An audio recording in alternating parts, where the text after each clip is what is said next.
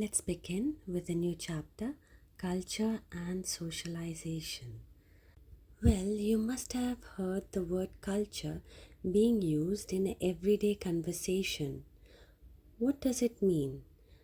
Well, generally, culture refers to the arts, or it may refer to the way of life of certain classes of people, or the way of life of people belonging to different countries.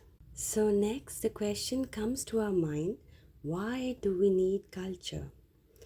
Well, we need culture for conducting ourselves in the society, or you can put it as guiding us as to how to behave in a society. You see, culture is a common understanding which is learnt and developed through social interactions with others in the society. So, as it is a common understanding within a group, culture gets an identity. Now, note that cultures are always changing and evolving. That is, culture is dynamic.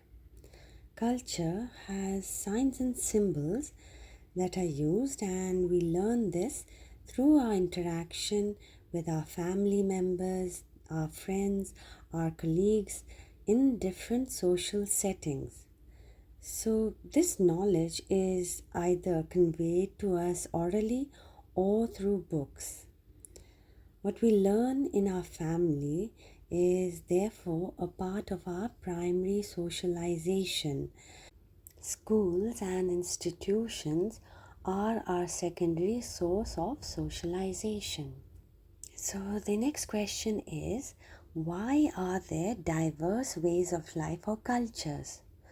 Well, the answer is, as there are different environments like, say, mountains, plateaus, or coastal areas, people develop different coping strategies.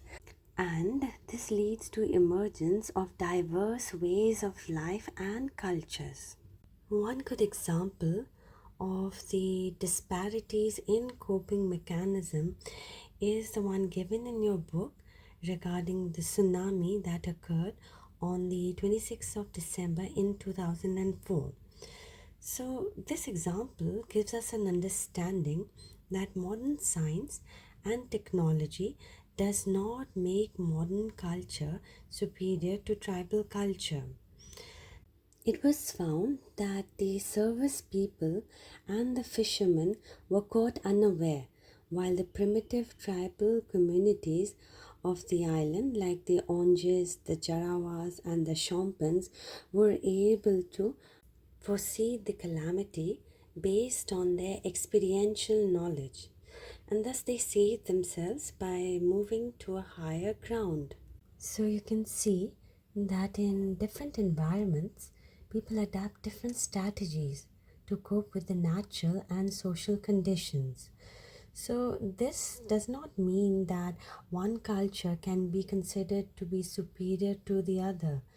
The example of tsunami shows that even though the tribals were not aware or did not have access to science and technology, yet because of their experiential knowledge, they were able to save themselves, while the fisherfolk and the service personnel suffered large scale devastation and loss of lives. So, note, modern culture is not superior to tribal culture. That is, cultures cannot be ranked, nor can they be judged as adequate or inadequate in terms of their ability to cope with the strains imposed by nature. So, these are the things that you need to keep in mind. Now, let's look at the definition of culture. So, from a sociological point of view, culture is defined as a way of life in which all members of the society participate, as opposed to the layman definition, which means the acquisition of refined taste and something that distinguishes individuals. So, let's go one by one over the definitions of the various sociologists. We start off with Tyler, who said that culture or civilization is that complex whole which includes knowledge, belief, art, morals, law, custom, and any other capabilities and habits that are acquired by man as a member of the society. Now, this definition was given in 1871. Then we move over to Malinowski, and he defined culture as comprising the inherited artifacts, goods, technical process, ideas, habits, and values. So, all the things that were listed by Tyler, apart from art, are non material. I want you to make a note of this. Also, just keep in mind that Malinowski established the tradition of fieldwork in sociology. Now we look at the definition of Geertz, who said that man is an animal suspended in webs of significance he himself has spun. He takes culture to be those webs. Here, the interpretative explanation is stressed upon. Leslie White had placed a comparable emphasis on culture as a means of adding meaning to objective reality, using the example of people regarding water from a particular source as holy. So you can see that there are multiple definitions of culture, and therefore we have Kroeber and Clyde Clucone publishing a survey entitled Culture, a Critical Review of Concepts and Definitions in 1952. So we have sociologists stressing culture as a mental way, to a culture as a total way of life that is shared and passed on, to the definition of culture as directing behavior. So, what are the dimensions of culture? Well, there are three dimensions of culture: the cognitive, secondly, the normative, and third, the material. So, let's go over them one by one. Cognitive means the ability to learn and process what we hear and see. That is, example, the ringing of a cell phone. We identify from the ringtone that this is our cell phone that is ringing.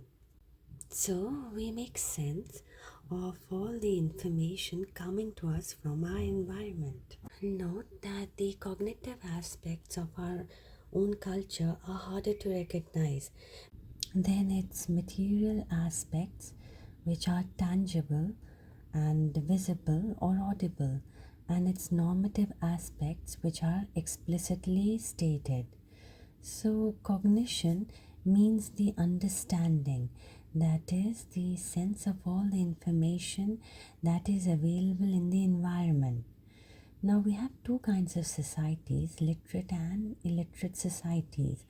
So, literate societies transcribe those ideas into books and documents, and these were preserved in libraries and institutions, while the non-literate societies committed to memory their legends and folklore, and this was transmitted orally from one generation to another. So you can see that both literate and non-literate societies had their own way of transmitting their legends and folklores from one generation to another. So writing does affect the production and consumption of art. There was a study by Walter Ong where he found that only 78 of the approximately 3,000 existing languages possess literature. So those languages that have a written script have a more elaborate text, while the legends that were confined to memory have a great deal of repetition of words, as it is easier and simpler to remember. Also note that in today's time too, the students of Indian classical music are still discouraged from writing down what they have learned. Rather, it is preferred that they carry it in their memory. So, in our contemporary world, we rely too much on written, audio, and visual records. Now, let's look at the second dimension of culture, that is the normative aspect. What is normative? It refers to the rules of conduct, and it includes folkways, mores, customs, conventions, and laws. Say, for example, that you should not open someone else's letters. So, there are rules that guide social behavior in different contexts, and we follow them because we are socialized into following them. So, first, let's make a distinction between folkways and mores. Folkways are the customs or conventions of daily life and are specific social norms that define or guide behavior. For example, covering your mouth while cupping is an example of folkway. That is, the folkway is drawing a line between what is right behavior and what is rude behavior. Mores are a set of moral norms or customs derived from generally accepted practices. They derive from the established practices of a society rather than its written law. For example, mores would be like lying and stealing. That is, mores distinguish the difference between right and wrong. So, mores dictate morality and they come with serious consequences when violated. Now, let's make a distinction between norms and law. Norms are rules or expectations that are socially enforced. Norms are implicit rules and they can vary according to their status.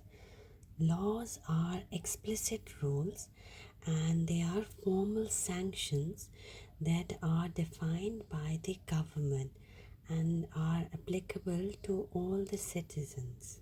The violation of a law will result in penalties and punishment. So, in other words, laws are the most formal definitions of acceptable behavior. Now, let's look at the third dimension of culture, that is the material aspect of culture. This includes any activity made possible by means of materials. So, the materials might be tools or machines. Examples include internet chatting or making a column design on the floor using rice flour paste. So, the material aspects of culture are tangible, visible, and audible.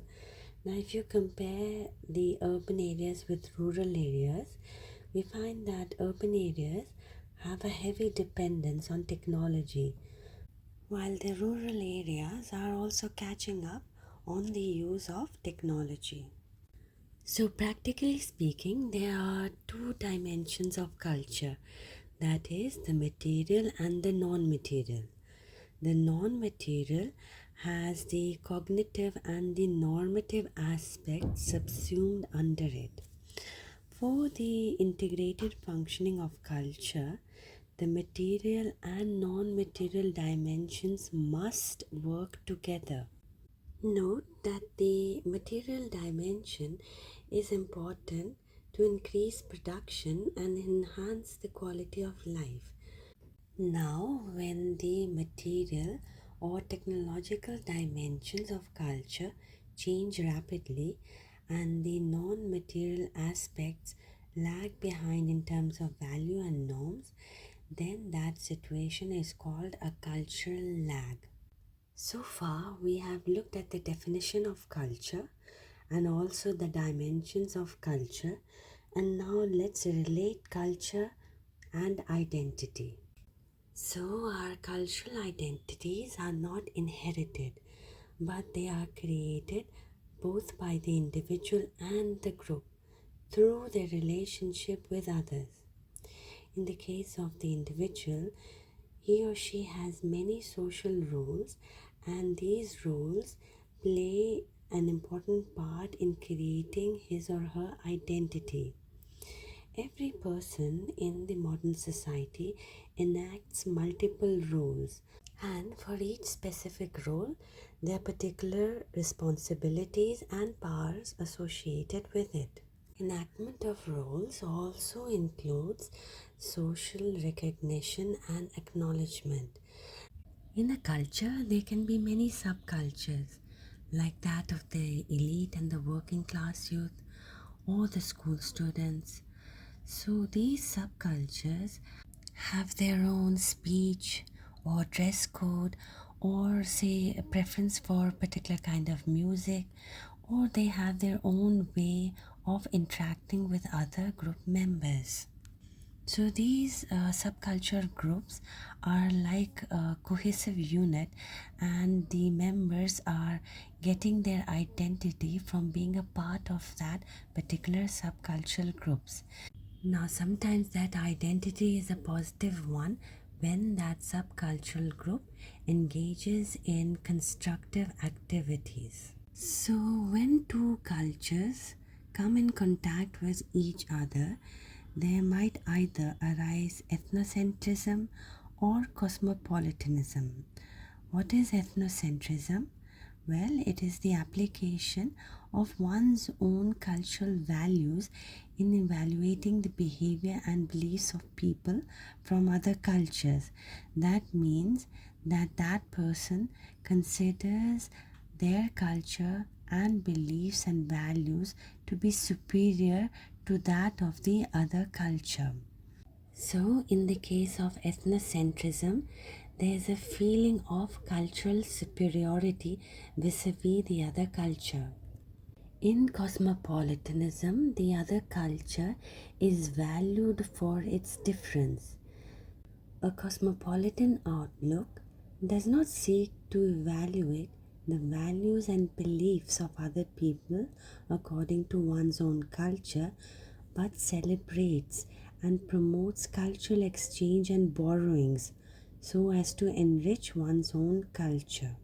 Thus, modern societies are appreciative of the cultural differences. So, a perfect example would be, say, the English language, which has emerged as the language of international communication, and it is because it has constantly included foreign words into its vocabulary. A second perfect example would be Hindi film music. Now, the popularity of Hindi film music is due to its borrowings from Western pop music and Indian folk and semi-classical forms like Bhangra and Ghazal.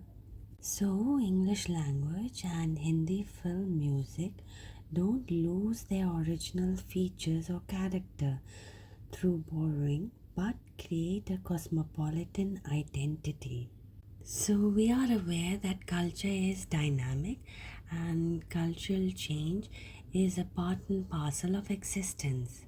So, cultural change is the way in which societies change their patterns of culture. Now, this impetus for change can be both internal or external. So, internal causes may be due to the adoption of new technology, for instance, the changing methods of farming and agriculture will transform the nature of food consumption and also the quality of life of the agrarian community.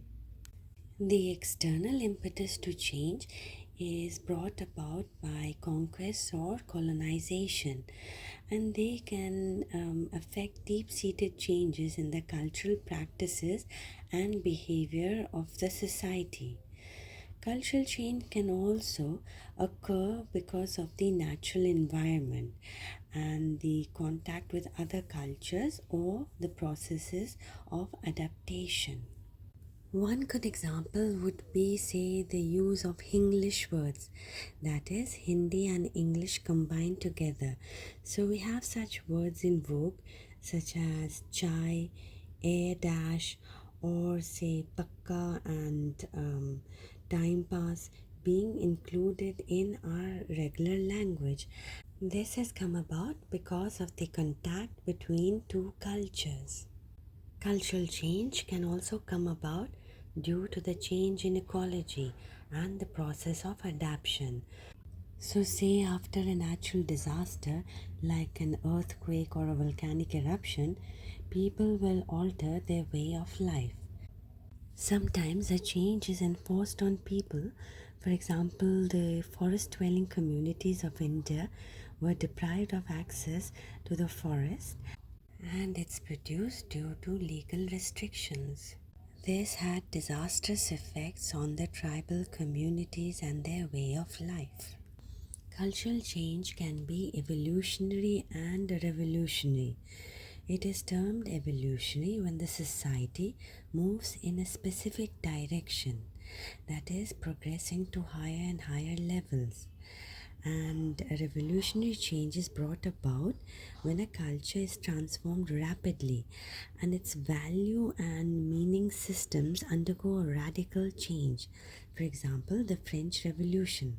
In today's time, we can say that the media has brought about a revolutionary change in our lives. Now, let's move on to the next subtopic, socialization. So, socialization is a process whereby the infant becomes a self aware, knowledgeable person skilled in the ways of the culture in which he or she is born. Socialization holds a very important role in people's lives, and you can say that without socialization, individuals will behave like animals. The perfect example is the wolf children of Midnapur. Two small girls were found in the den of a wolf, and they were walking like animals. They preferred raw meat, they howled like wolves, and they had no speech. So these girls exhibited more animal like characteristics since they had been raised by animals from infancy. So we get to understand that socialization is very important for an individual in order for them to behave like human beings. Remember that socialization is not a one step process. In fact, it is a lifelong process. Though the most critical happens in the early years and at the stages of primary and secondary socialization extends over the entire lifespan of an individual. Socialization is not a kind of cultural programming, as children do not passively absorb the influences with whomever they come in contact. Even a newborn asserts his or her will in the sense that they will keep on crying until their needs are met. So, the process of socialization is a continuous and lifelong process. A newborn child, in the first instance, is a member of a family, either nuclear or extended, and also a part of a larger kin group that consists of brothers and sisters and other relatives of the parents. And so, this family, as a part of a larger society, belongs to a particular clan, tribe, caste, religion, race, linguistic group, and social class. Membership of these particular groups and institutions means that there are particular roles and status and associated behavioral norms and values that each member has to learn and follow. Corresponding to these values and norms, there are multiple roles that an individual has to perform simultaneously. So, the process of socialization entails a learning of all those things for an infant in the various stages of his or her life till they reach adulthood and beyond. That is, the learning does not stop at adulthood, but it continues till the individual exists. Also, keep in mind that the norms and values differ within a society, in different families, in different castes, regions, social classes, religious groups, and place of residence, that is, whether rural or urban. Now, let us look at the agencies of socialization, namely family, peer groups, school, and mass media. Note family systems vary, and so the infant's experiences are not standard across cultures, as some will have nuclear family set up while others have an extended family. Apart from this, the social position of the family, the region, and the social class of the family deeply affects the pattern of socialization. So, children definitely pick up behavior characteristics of not only their parents but also of others in their neighborhood or community. Very few children might imbibe without questioning the outlook of their parents, but the existence of a diversity of socializing agents leads to many differences between the outlook of the children and the parental generation. With this in mind, now let us look at peer groups.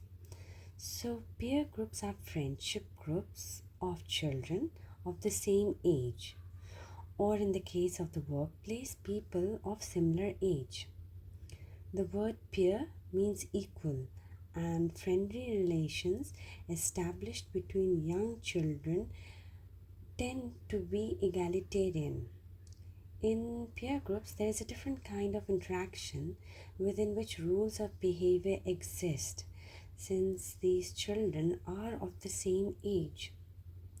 Peer relationships often remain important throughout a person's life, and these informal groups of people play an enduring part in shaping the individual's attitudes and behavior. The next socializing agents are the school. Now, schools are formal organizations and are another agency of socialization. Apart from a formal academic curriculum, they are also conditioning children's learning in subtler ways, like, for example, challenging socially assigned gender roles.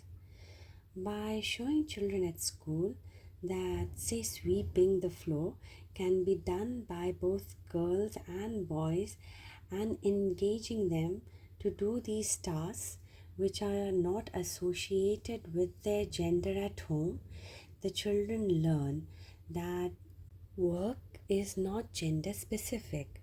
This is important as it will lay the foundation for a gender just society. Now, let's look at mass media, and mass media consists of both the electronic media and the print media. Print media in the past had been playing an important role. For example, in the 19th century India, conduct books instructing women on how to be good housekeepers and wives were printed in many languages and widely available. This is one form of socialization. The electronic media can reach far off places where there is no literacy, and that is an important attribute of the electronic media. So, say places where there is a low level of literacy or are unconnected by road have the electronic media as their socializing agent. Now, the influence of television has been such on children that they learn by imitation and they believe whatever they see on TV. An example is that in the TV serial Shaktiman, children copied the superhero by diving out of buildings, and this resulted in fatal accidents. So, the electronic media as a socializing agent has its pros and cons. Studies have shown that most people spend a lot of time watching TV, and both children and adults do display overt aggressive behavior, which to a certain extent is linked to on screen violence, although this link is open for debate. The other socializing agencies include work, which is in all cultures an important setting in which the individuals spend a large part of their lives. In modern societies, people go out to work, so as to speak. Unlike in traditional societies, people tilled the land close to where they lived and hence worked in places which were close to their homes. Now, the next question arises is, does socialization impinge on individual freedom?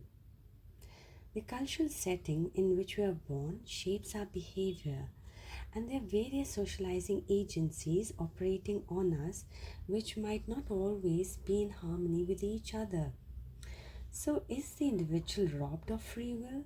Not so, as although socialization teaches us, say, our gender roles, yet it is also the origin of our very individuality and freedom. We're involved in regular interactions with others throughout our lives, and this shapes our personalities and values that we hold, and also our behavior. Yet it is this very socialization that is responsible for developing in us a sense of self identity and the capacity for independent thought and action. With this, I conclude the chapter.